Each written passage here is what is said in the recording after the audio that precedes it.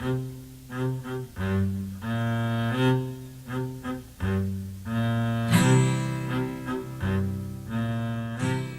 I love the West Side.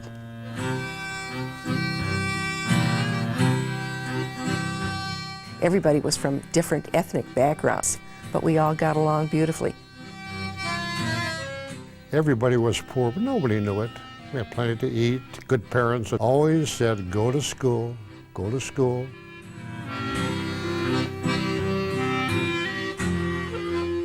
Growing up on the West Side was fantastic, and I think that the neighborhood house had a big part of my life in growing up.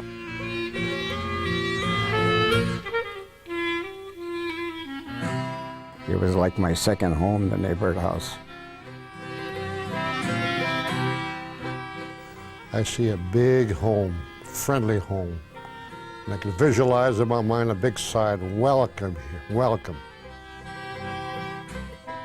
You know, as a foreign-born kid, it made it kind of easier for me to pick up the language by hanging around the neighborhood house. And there were always activities for the kids there. And we really mixed as kids. We spent a lot of time at the neighborhood house. We were very fortunate that my dad came here first and he ran away from the Russian army. And he sent money for us.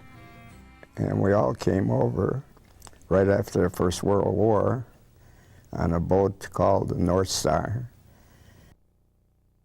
I can vividly remember coming to our first dwelling in a coach drawn by horses.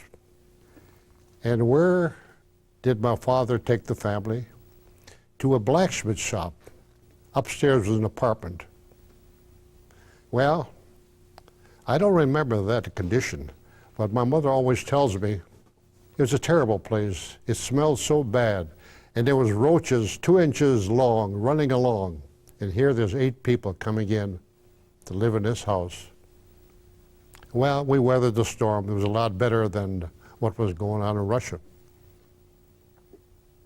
My dad became a peddler, horse and wagon peddler, and peddled junk from town to town.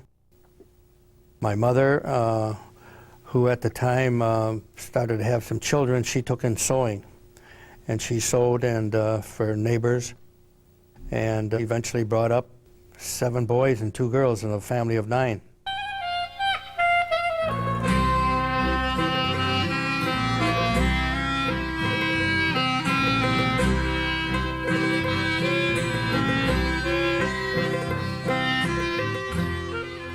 My first memory of neighborhood house was one of our neighbors next door, the Greens they were called, said to me one day, "Your father's going to kill you today.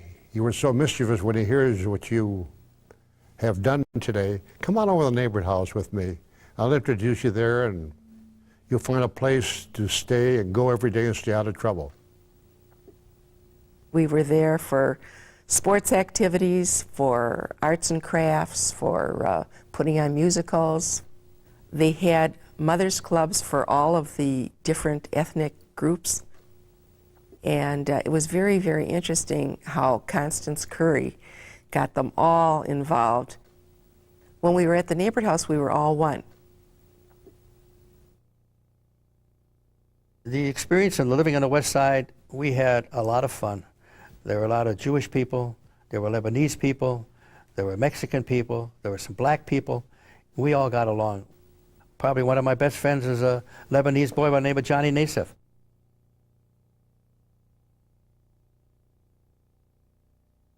We lived about a half a block from the Talmud Torah, which was called the St. Paul Hebrew Institute. I went to Hebrew school. I graduated high school. I still have my picture. They're all gone, but I'm the only one left. And I remember when I was 8 years old, well, I had been going to the Lafayette School, which was on Kentucky and Fenton Street. And my mother had made me a little red, white, and blue dress that I wore on Memorial Day. I came to school and they chose me to hold the American flag while they all saluted the flag. I never had that picture, but one day I'm walking on Robert Street, which is quite far from our house, and I see my little picture in the window in the drugstore. And I went and I told him that that's my picture, and he gave it to me. And do you know, the next Memorial Day, my picture was in the paper, not my name. I still have the picture. And it said, "This little lass garbed as Miss Liberty is saluting the American flag." I still have that picture.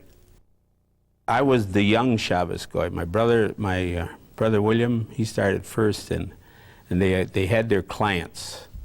I think I ended up with Mrs. Kamenetsky because the only thing I had to do for her was adjust the gas on Fridays after the sun went down. I think people would pick my brothers because that was a policeman's son, and if you're a policeman's son, they're good kids.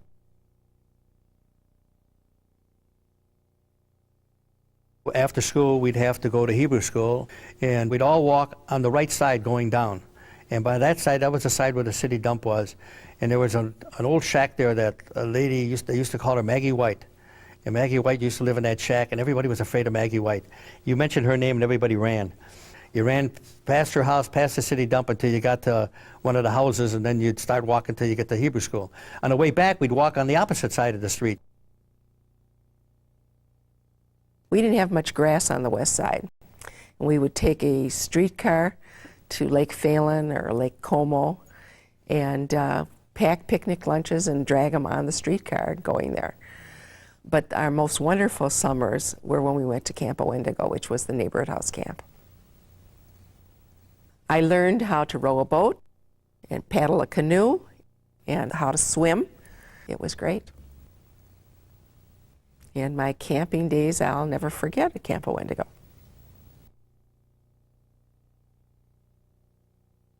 Fairfield Avenue was the hub of the shopping market of St. Paul. There was a store, well, we called it Lebanon. It was called Lebanon. The Stacker family owned that store. My mother got all her meat from the shop that was called Aaron Goldberg. Just so happened I married his nephew.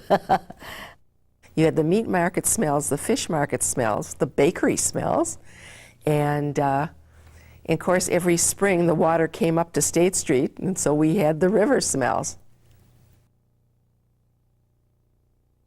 I lived at 322 Texas Street, which was about 8 blocks away from the city dump. And as all that garbage got warm, the smell would be terrible, terrible. Couldn't sleep at night.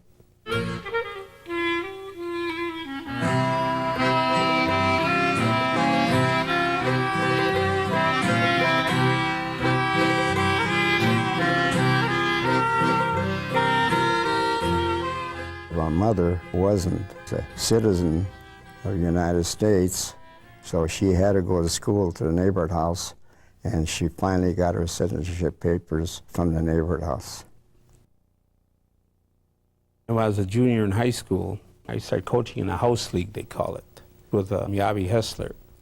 And then when I got back out of the service, and he asked me, he says, "Harry, would you take the football team?" I said, "Okay, I'll coach." And I was coaching for $35 a season.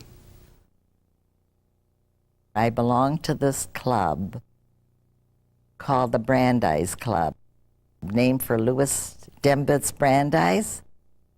We did many nice things. One thing that I remember, George Kaplan owned Kaplan Paper Box Company. He donated little boxes, pretty boxes. He gave them to us, and we filled them up with a lot of goodies and took them to Minneapolis. I don't know how we ever got there, but we took them to the children of the Jewish orphanage home in Minneapolis. I'll never, never forget that as long as I live.